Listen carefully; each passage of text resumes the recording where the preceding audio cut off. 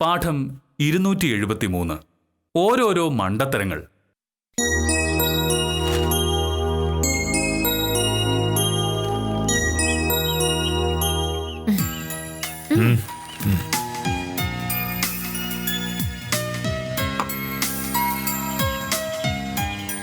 Washing machine വാങ്ങുന്ന കാര്യം പറഞ്ഞിട്ട് കുറെ നാളായല്ലോ. പത്രത്തിൽ പരസ്യം കണ്ടോ? പുതിയ മോഡലാ, വിലയും കുറവാ. നമുക്കൊരെണ്ണം വാങ്ങാം. എന്തിന്? വാഷിംഗ് മെഷീൻ എന്തിനാ? തുണി അലക്കാൻ. വാഷിംഗ് മെഷീൻ തുണി അലക്കാനുള്ളതാണെന്ന് എനിക്കറിയാം. പക്ഷെ ഇവിടെ ഇപ്പൊ ഒരു വാഷിംഗ് മെഷീന്റെ ആവശ്യം എന്താണെന്നാണ് ഞാൻ ചോദിക്കുന്നത്. ഇവിടെ തുണി അലക്കാറില്ലേ? ഇതുവരെ ഇവിടെ വാഷിംഗ് മെഷീൻ ഇല്ലാതെയാണല്ലോ തുണി അലക്കിക്കൊണ്ടിരുന്നത്. എന്നിട്ട് ഒരു ദോഷം ഉണ്ടായിട്ടില്ല ഇവിടെ. അപ്പൊ ഇനി അങ്ങനെ മതി. ദോഷം ഉണ്ടായില്ല എന്നുള്ളത് നേരാണ്. മോഹനേട്ടന് ദോഷമൊന്നും ഉണ്ടായില്ല. എങ്ങനെ ഉണ്ടാവാനാണ്? ഞാനൊരാള് കഷ്ടപ്പെട്ട് തുണി അലക്കി ഉണക്കി തേച്ച് വടിയാക്കി അലമാരെ വെക്കുമ്പോ അതെടുത്തിട്ട് ഞെളിഞ്ഞ് വില്ലേജ് ഓഫീസിലേക്ക് പോയാ മതിയല്ലോ സാറിന്. പിന്നെ എന്താണ് ദോഷം? എനിക്ക് തുണി അലക്കാൻ വയ്യ. ഈ നാട്ടിലുള്ള സകല വീട്ടിലും വാഷിംഗ് മെഷീൻ ഉണ്ട്. മോഹനേട്ടന്റെ വാശിയും പിശുക്കും കാരണം ഞാൻ മാത്രം കഷ്ടപ്പെടുന്ന കാര്യം എന്താ? ഒന്നെങ്കിൽ മോഹനേട്ടൻ വാഷിംഗ് മെഷീൻ വാങ്ങിത്തരണം, ഇല്ലെങ്കിൽ എന്റെ കയ്യിലുള്ള കാശുണ്ട്, ഞാൻ വാങ്ങും. നിന്റെ കയ്യിലെ കാശോ? നിന്റെ ഈ കാശിൽ നീ ഇന്നലെ കൂടെ എന്നോട് പറഞ്ഞാണല്ലോ. ഇപ്പൊ കാശില്ലെന്നല്ലേ പറഞ്ഞുള്ളൂ. എനിക്കൊരു ജോലിയുണ്ട്. ഒരു വാഷിംഗ് മെഷീൻ വാങ്ങാനുള്ള കാശൊക്കെ ഉണ്ടാക്കാൻ ഒരുപാട് കേസൊന്നും വേണ്ട മോഹനേട്ടാ. ഓരോ കേസിനും ഫീസ് കിട്ടുമ്പോ അത് കൊണ്ടുവന്ന് മോഹനേട്ടന്റെ കയ്യിലേക്ക് വെച്ച് തരുന്നതാണല്ലോ കുഴപ്പം. ഇനി വാഷിംഗ് മെഷീൻ വാങ്ങുന്നത് വരെ ഒരൊറ്റ രൂപ പോലും ഞാൻ മോഹനേട്ടന്റെ കൈ തരാൻ പോകുന്നില്ല. അതായത് ഇന്നു മുതൽ നിനക്ക് കിട്ടുന്ന ഫീസ് എല്ലാം കൂടെ കൂട്ടി വെച്ച് അതുകൊണ്ട് നീ ഒരു വാഷിംഗ് മെഷീൻ വാങ്ങാൻ പോകുന്നു. ഈ വാഷിംഗ് മെഷീൻ എന്ന് പറയുന്ന സാധനത്തിന് ഒരു 10-20,000 രൂപ ആവില്ലേ? ആകും. നിനക്ക് കിട്ടുന്ന ഫീസ് കൊണ്ട് മാത്രം ഒരു വാഷിംഗ് മെഷീൻ വാങ്ങണമെന്നാണെങ്കിൽ 2025 നടക്കും. 20,000 രൂപയൊക്കെ ഒപ്പിക്കണ്ടേ? പൊളിച്ച തമാശ. എന്തായാലും കഴിഞ്ഞ മാസവും അതിന്റെ മുന്നത്തെ മാസവും മോഹനേട്ടന് ശമ്പളം കിട്ടുന്നതിനെക്കാട്ടിലും കൂടുതൽ കാശ് എനിക്ക് ഫീസായിട്ട് കിട്ടി. ഇനിയിപ്പോ ഫീസ് കിട്ടിയില്ലെങ്കിൽ തന്നെ വാഷിംഗ് മെഷീൻ വാങ്ങാനേ ലോൺ കിട്ടും. ലോൺ എടുത്തിട്ടായാലും ഞാൻ വാഷിംഗ് മെഷീൻ വാങ്ങും.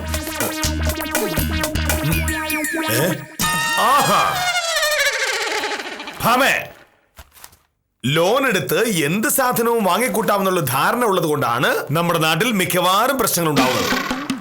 എന്തു പറഞ്ഞാലും ലോൺ കിട്ടും.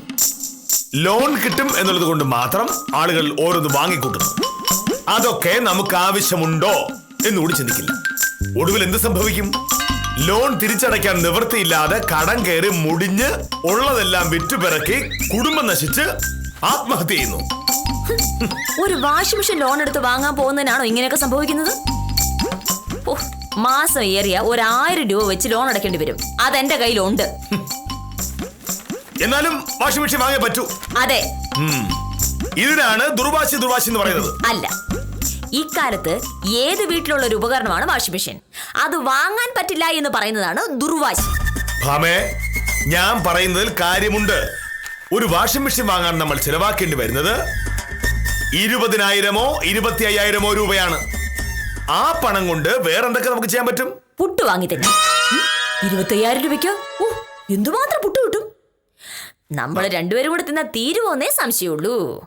ഭാമേ, കാര്യം പറയുമ്പോൾ ഒരുപാട് കളിയാക്കരുത്. ആ പണം ബാങ്കിലിട്ടാൽ വർഷം എത്ര രൂപ പലിശ കിട്ടുന്നറിയാമോ? സഹകരണ ബാങ്കിലാവുമ്പോ 10% കൂടുതൽ പലിശ കിട്ടും. പലിശ കൊണ്ട് തുണി അലക്കാൻ പറ്റില്ല. എനിക്ക് തുണി അലക്കാൻ വയ്യ.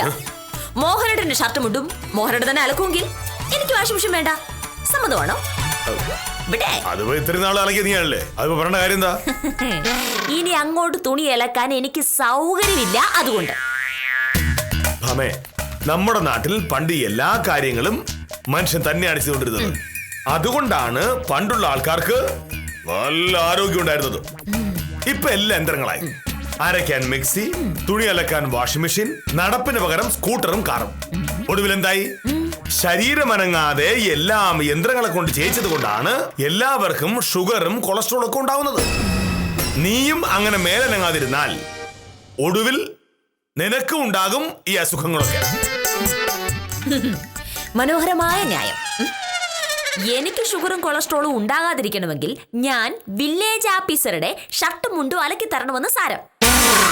ഓക്കെ, അങ്ങനെ സകല ജോലി ഞാൻ ചെയ്താൽ എനിക്ക് ഷുഗർ ഉണ്ടാവില്ല. പക്ഷെ ഒന്നും ചെയ്യാതിരുന്ന് മോഹനേട്ടന് അസുഖമൊക്കെ വരില്ലേ? അതുകൊണ്ട് ഇന്നു മുതൽ മോഹനേട്ടൻ്റെ ഉടുപ്പ് മോഹനേട്ടനും എന്റെ ഉടുപ്പ് ഞാനും അലക്കുന്നു. അതോടെ നമുക്ക് രണ്ടുപേർക്കും ഭയങ്കര ആരോഗ്യമായിരിക്കും. ഷുഗറും കൊളസ്ട്രോളും പടിക്ക് പറത്തും.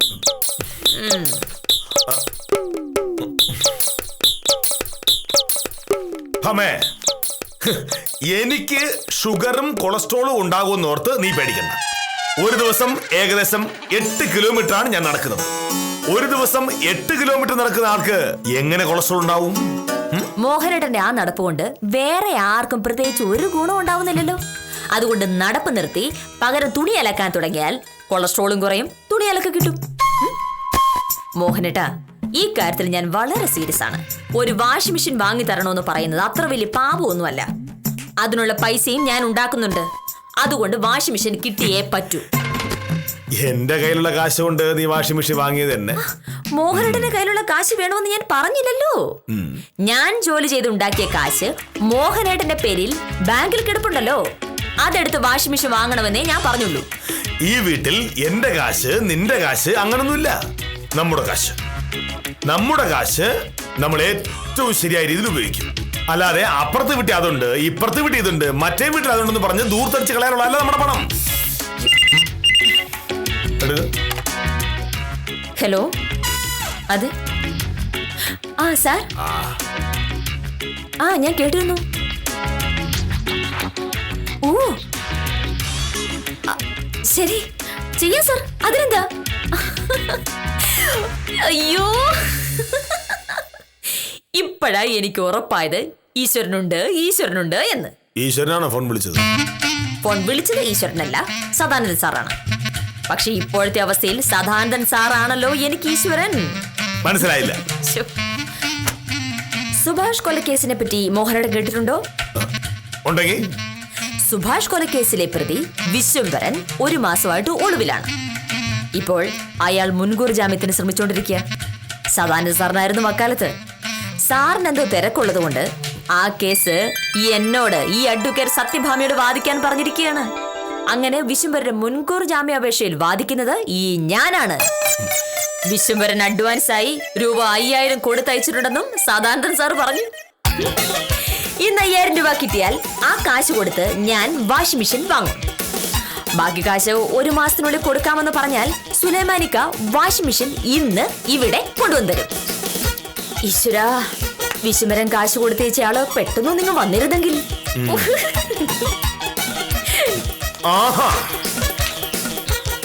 എനിക്കറിയാം ഈ വിശ്വംഭരനെ. നാട്ടിലെ ഏറ്റവും അറിയപ്പെടുന്ന ഒരു ചട്ടമ്പിയാണ്. 4ഓ 5ഓ കൊലക്കേസിലെ പ്രതിയാണ്. അങ്ങനെ ഒരാൾക്ക് വേണ്ടി കേസ് വാദിക്കാനാണ് നീ പോകുന്നത്. അയാൾക്ക് മുൻകൂർ ജാമ്യം വാങ്ങിക്കൊടുക്കുന്നതിന്റെ പേരിൽ കിട്ടുന്ന കാശ് കൊണ്ട് ഈ വാഷിംഗ് മെഷീൻ വാങ്ങും അല്ലേ? വളരെ ശരിയാണ്. ഇപ്പോ ആ കേസ് എനിക്ക് കൊണ്ടുവന്ന് തന്നത് ദൈവമാണ്. ഞാനൊരു ആഗ്രഹം പറഞ്ഞപ്പോ അത് നടക്കാതിരിക്കാൻ വേണ്ടി ഈ ഭൂലോകത്തുള്ള മുടന്തന്യായ മുഴുവനും പറഞ്ഞ മോഹനേട്ടനെ തോൽപ്പിക്കാൻ ഈശ്വരനായിട്ട് കാണിച്ചു തന്നൊരു വഴി. മുൻവൈരാഗ്യത്തിന്റെ പേരിൽ ഒരാളെ ഒരൊറ്റക്കുത്തിന് കൊന്നവനെയാണ് ഈശ്വരൻ നിന്നെ സഹായിക്കാൻ വിട്ടിരിക്കുന്നത്. ഈശ്വരൻ ഇത്രക്കാരാണ് പിന്നെ ഈ നാട്ടിലെങ്ങനെ നീതി നടക്കും? ഈ നീതി എന്ന് പറയുന്നത് എന്താണെന്നാണ് ആദ്യത്തെ പ്രശ്നം. ഞാനൊരു വക്കീലാണ്. എനിക്ക് തരക്കേടില്ലാത്ത രീതിയിൽ കേസും ആ കേസിൽ തരക്കേടില്ലാത്ത ഫീസും കിട്ടുന്നുണ്ട്. അങ്ങനെ കിട്ടുന്ന ഫീസ് വാങ്ങി മുഴുവനും ബാങ്കിലിട്ട് പലിശയും കണക്കൂട്ടിരിക്കുന്ന മോഹനേട്ടനോട് ഒരു സാധാരണ സ്ത്രീയുടെ വെറും സാധാരണ ആഗ്രഹം മാത്രമാണ് ഞാൻ പറഞ്ഞത്. എനിക്കൊരു വാഷിംഗ് മെഷീൻ വേണമെന്ന്. അത് മോഹനേട്ടൻ സമ്മതിക്കാതിരുന്നതാണ് ആദ്യത്തെ നീതികേട്. ആ നീതികേട് പരിഹരിച്ചിട്ട് മതി ബാക്കി നീതികേട് അന്വേഷണം. നമ്മളിപ്പോ പറഞ്ഞു വന്നത് വാഷിംഗ് മെഷീന്റെ കാര്യമൊന്നുമല്ലല്ലോ, വിശ്വംഭരന്റെ കാര്യമല്ലേ? വിശ്വംഭരനാണ് സുഭാഷിനെ കൊന്നത് എന്ന കാര്യത്തിൽ ഈ നാട്ടുകാർക്കും ഒരു സംശയമില്ല.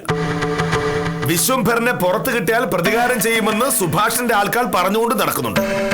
അതുകൊണ്ടാണ് വിശ്വംഭരൻ ഒളിവിലിരിക്കുന്നത്. അങ്ങനെ ഒളിവിലിരിക്കുന്ന വിശ്വംഭരനെ മുൻകൂർ ജാമ്യം വാങ്ങിക്കൊടുക്കാനാണ് നീ ശ്രമിക്കുന്നത്. അങ്ങനെ കിട്ടുന്ന കാശ് കൊണ്ട് വാഷിംഗ് മെഷീൻ വാങ്ങി എന്നെ തോൽപ്പിക്കാൻ. ഭാമേ, വിശ്വംഭരന്റെ കയ്യിൽ നിന്ന് കിട്ടുന്ന കാശ് കൊണ്ട് വാഷിംഗ് മെഷീൻ വാങ്ങിയാൽ എന്റെ തുണി അതിനകത്ത് അടക്കാൻ പറ്റില്ല. കള്ളന്റെയും കൊലപാതകയുടെയും പണം കൊണ്ട് വാങ്ങിയ യന്ത്രത്തിലിട്ട് അലിക്കാൻ ഷർട്ട് മുണ്ടിട്ടുണ്ട് മോഹനേഷ് പുറത്തിറങ്ങില്ല. ഇത് ഞാൻ സമ്മതിക്കില്ല. ഏത് വിശ്വഭരന്റെ കേസ് വാദിക്കാനോ വാഷിംഗ് മെഷീൻ വാങ്ങാനോ? രണ്ടും. ആഹാ.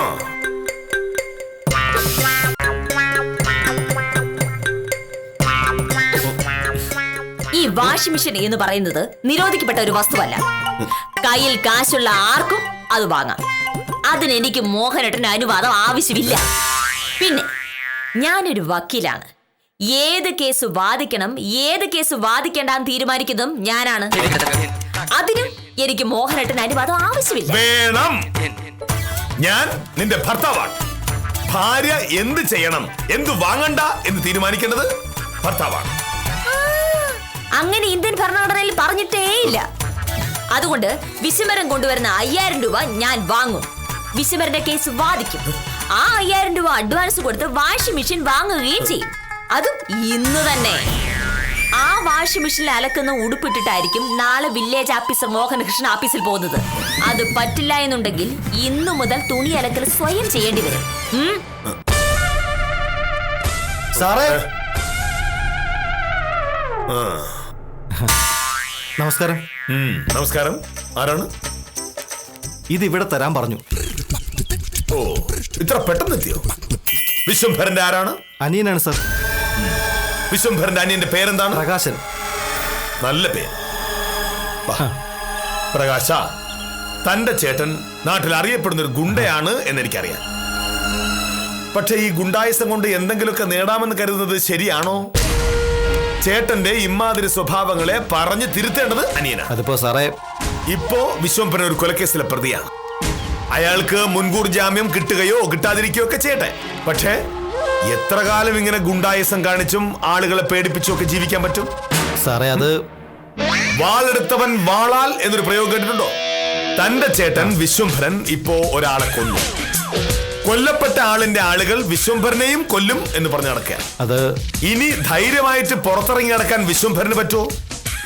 അതുകൊണ്ട് മുൻകൂർ ജാമ്യത്തിന് ശ്രമിക്കാതെ മര്യാദയ്ക്ക് പോലീസിന് കീഴടങ്ങിയാൽ അതല്ലേ നല്ലത്. പോലീസ് സ്റ്റേഷനിലാവുമ്പോ പിന്നെ പേടിക്കാനുമില്ല. വെറുതെ കയ്യിലുള്ള കാശ് വക്കീലന്മാർക്കൊക്കെ കൊടുത്ത് മുൻകൂർ ജാമ്യം എടുത്ത് പുറത്തിറങ്ങിയാൽ വിശ്വംഭരന്റെ പൊടി പോലും കാണില്ല. അതുകൊണ്ട് ഈ കാശ് പ്രകാശന്റെ പോക്കറ്റിൽ തന്നെ ഇരിക്കട്ടെ. മടക്കൂ, വയ്ക്കൂ.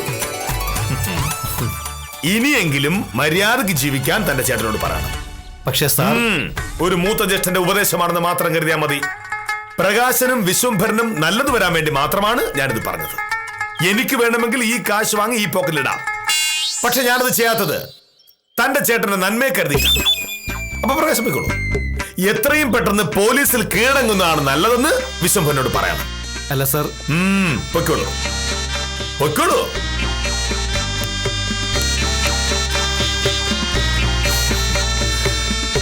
ഒരു വെടിക്ക് 2 പക്ഷി.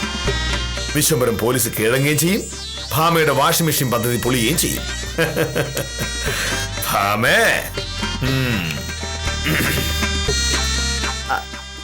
അതെ സർ. കുഴപ്പമില്ല. ഫയലൊക്കെ ഓഫീസിലുണ്ടല്ലോ. ഞാൻ വന്ന് നോക്കിയോളാം സാർ. സാറത് ശരിക്കും നോക്കിയായിരുന്നല്ലോ അല്ലേ? എന്തെങ്കിലും പ്രധാനപ്പെട്ട പോയിന്റ്സ് ഉണ്ടെങ്കിൽ ഒന്ന് നോട്ട് ചെയ്തിട്ട് പോണേ സാർ. അപ്പോ എനിക്കത് കുറച്ച് എളുപ്പമാവുമല്ലോ. സത്യം പറഞ്ഞ ആന്റിസിപ്പേറ്ററി ബെയിലിന്റെ കാര്യത്തിൽ എനിക്കത്ര എക്സ്പീരിയൻസ് ഇല്ല സാർ. ആദ്യമായിട്ടാണല്ലോ, അതുകൊണ്ടാ. എനിക്കറിയാം. അഡ്വാൻസ് സാറ് വാങ്ങി വെച്ചാലും മതി. ആരെയും വിശ്വംഭരൻ അയക്കാന്ന് പറഞ്ഞ്? നിന്റെ അച്ഛനെ. ശരി, ആയിക്കോട്ടെ. ഞാൻ 10 മണിക്ക് ഓഫീസിലെത്തും. അവിടെ വരാൻ പറഞ്ഞാൽ മതി. എന്താ അയാളുടെ പേര്? പ്രകാശൻ. ചന്ദ്രകുമാർ. ശരി. വിശ്വംഭരൻ കൊടുത്ത 5000 രൂപ അഡ്വാൻസുമായി അയാളുടെ ഡ്രൈവർ ചന്ദ്രകുമാർ 10 മണിക്ക് ഓഫീസിലെത്തും. അപ്പോൾ സത്യഭാമ ഇന്ന് വാഷിംഗ് മെഷീൻ വാങ്ങാൻ പോവുക. അപ്പൊ പ്രകാശ് ചന്ദ്രകുമാറോ? അപ്പൊ പ്രകാശം വന്നെന്തിനാ? ഒരു കേസിന് 2 അഡ്വാൻസോ? അതെങ്ങനെ ശരിയാവും? അയ്യോ. ഹലോ സാറേ, ഞാനാണ് ഉത്തമായി. എന്താ ഉത്തമ? സാറേ, കഴിഞ്ഞ ദിവസം ഞാൻ സാറിന്റെ കയ്യിൽ നിന്ന് വാങ്ങിച്ചില്ല 5000 രൂപ. ഞാൻ ഒരാളുടെ കൈ കൊടുത്തു വിട്ടിട്ടുണ്ടേ. സാറേ, ഇന്ന് അങ്ങോട്ടും കൂടെ ഒട്ടും നേരെയല്ലാത്തോണ്ടാ. ഇന്ന് തരാന്ന് പറഞ്ഞ കാശ് ഇന്ന് തന്നില്ല എന്നുണ്ടെങ്കിൽ സാറിന്റെ സ്വഭാവമാണോന്ന് എനിക്ക് നന്നായിട്ട് അറിഞ്ഞൂടെ. അതുകൊണ്ടാണേ. അല്ല, ഈ ആരുടെ കയ്യിലാണ് കൊടുത്തു വിട്ടത്? നമ്മുടെ ഇറച്ചി വിട്ടുകാരൻ വിശ്വംഭരനില്ലേ, അവന്റെ അനിയൻ പ്രകാശന്റെ കയ്യിൽ കൊടുത്തു വിട്ടിട്ടുണ്ട്. ഞാൻ രാവിലെ വീട്ടിൽ നിന്ന് ഇറങ്ങുമ്പോൾ പ്രകാശനെ കണ്ടേ, കാശ് കയ്യോട് അവനെ ഏൽപ്പിച്ചിട്ടുണ്ട്. സാർ ആഫീസിൽ പോകുന്നതിന് മുമ്പ് അവൻ ഇവിടെ വരുമായിരിക്കും. വരുമായിരിക്കുന്നല്ല, വന്ന് ഒന്ന് അത് കൊള്ളാലോ. അവൻ ഞാൻ വിചാരിച്ചതിന് ഫാസ്റ്റ് ആണല്ലോ. ഇത് ഭയങ്കര ഫാസ്റ്റ് ആയി പോയി. ഈ പ്രകാശൻ ഇപ്പൊ എവിടെ കാണും? എന്ത് സാറേ? അവൻ എവിടെ കാണുന്നു പറയും? അവൻ വിശ്വംഭരന്റെ ഇറച്ചിക്കട കാണും. എന്ത് സാറേ കാര്യം? കാര്യമുണ്ട്. അവൻ അവിടെ തന്നെ കാണുമല്ലോ. കാപ്പി കുടിക്കാം. കാപ്പി കുടിച്ചോണ്ട് 5000 രൂപ പോവും. എന്നോട് ഒന്ന് വിശ്വംഭരന്റെ ഇറച്ചി കടയില് ഞാനേ 2 ലാനറച്ചി വാങ്ങാൻ പോവാ. നീ വരുന്ന വില്ലേജ് ഓഫീസർക്ക് പെട്ടെന്നൊരു വെപ്രാളം.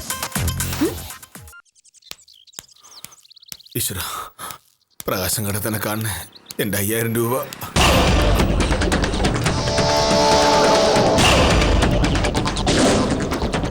ആരേ വരുന്നേ? പ്രകാശനല്ലേ?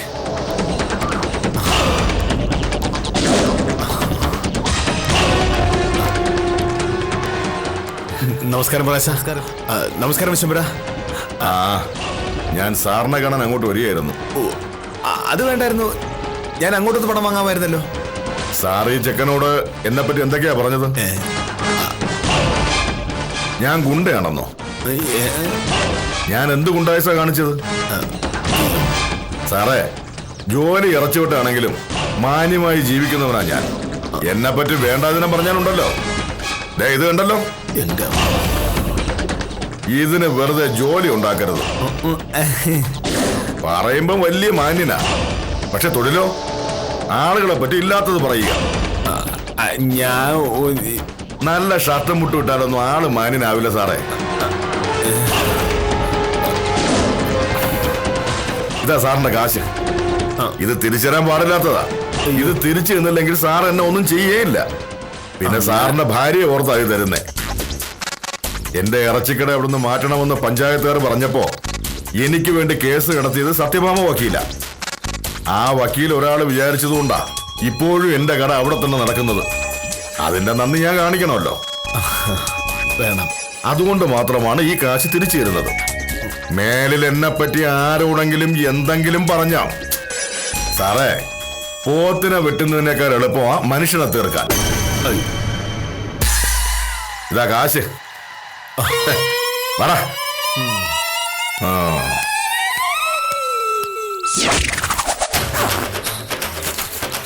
ഈശ്വര.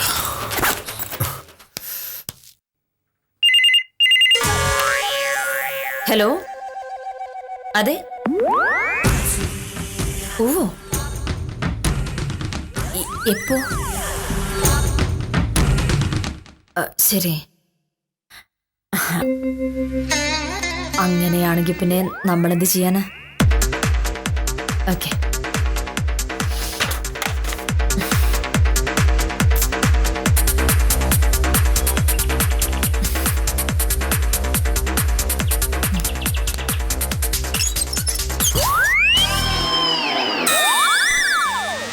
ഇതെന്താ പറ്റി?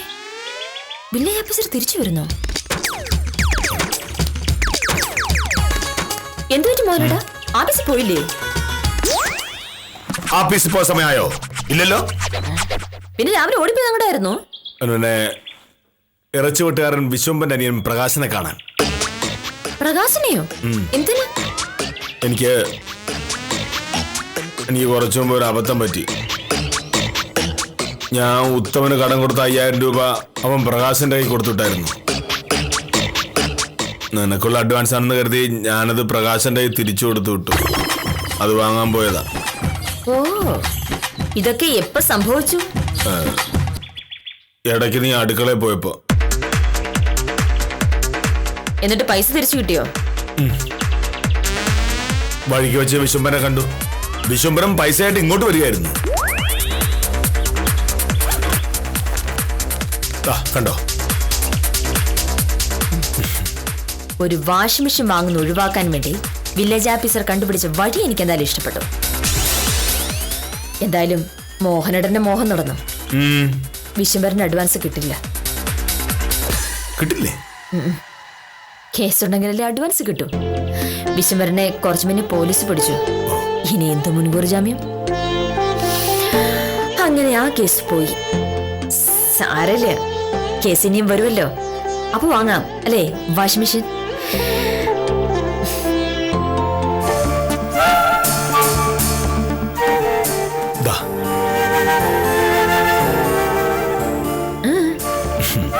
ഇതുകൊണ്ട് സുലൈമാന്റെ കടയിൽ നിന്ന് നിനക്ക് ഇഷ്ടമുള്ള വാഷിംഗ് മെഷീൻ വാങ്ങിച്ചോ.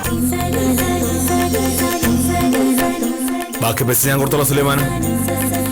ഞാൻ പറഞ്ഞു പറഞ്ഞാ മതി. അത് മാത്രമല്ല, നീ പറഞ്ഞാ ശരി, ഒരു വാഷിംഗ് മെഷീൻ എന്ന് പറയുന്നത് അങ്ങനെ വലിയ ദൂരത്തൊന്നും അല്ലല്ലോ. മോഹനയുടെ കാര്യമായിട്ടാ പറഞ്ഞേ? അപ്പോഴത്തെ വാശിക്ക് ഞാൻ വേണ്ടെന്ന് പറഞ്ഞല്ലേ. വാശി ജയിക്കാൻ വേണ്ടി കളിച്ച് ഈ 5000 രൂപ ഇപ്പൊ പോയാനെ. അല്ലെങ്കിൽ തന്നെ കൊലക്കേസിലെ പ്രതിയുടെ രൂപ കൊണ്ട് നീ ഇപ്പൊ വാഷിംഗ് മെഷീൻ വാങ്ങേണ്ട കാര്യം എന്താ? വില്ലേജ് ഓഫീസർ മോഹനകൃഷ്ണന് അത്രയ്ക്ക് പൈസക്ക് ബുദ്ധിമുട്ട്? ഇന്ന് തന്നെ നിനക്ക് ഇഷ്ടമുള്ള വാഷിംഗ് മെഷീൻ വാങ്ങിച്ചോ. താങ്ക് യു മോഹനേട്ടാ. ഈ ഇറച്ചിവിട്ടുകാരൻ വിശ്വംബന്റെ കേസ് നീ വാദിച്ചിട്ടുണ്ടല്ലേ? അയാളെ ആരോ കാശ് പിടിച്ച കേസാ. കാശ് ഞാൻ വാങ്ങിച്ചു കൊടുത്തു.